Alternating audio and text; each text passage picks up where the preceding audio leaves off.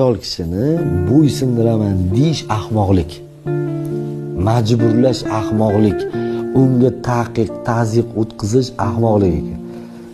Ularni boshqa tomondan bo'ysundirsa bo'lar ekan. Uni shunchaki yaxshi ko'rib, uni shunchaki mehr bersangiz, o'zi taslim bo'ladi-da, bo'lganda ham butun dunyodan voz kechib siz bilan bo'ladi.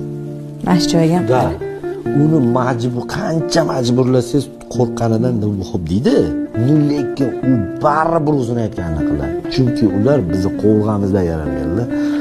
Ayol kishini prosta qulog'i bilan yaxshi ko'radi. Sevish kerak bo'ldi. Sevish kerak, yaxshi ko'rish kerak. Zo'r yashab beramiz. Agar nimadir nitoni u bilan urushdan foyda yo'qda, tinchgina ko'rpa tashingizni oling, tinchgina sog' salomat bo'ling, keting, bo'ldi.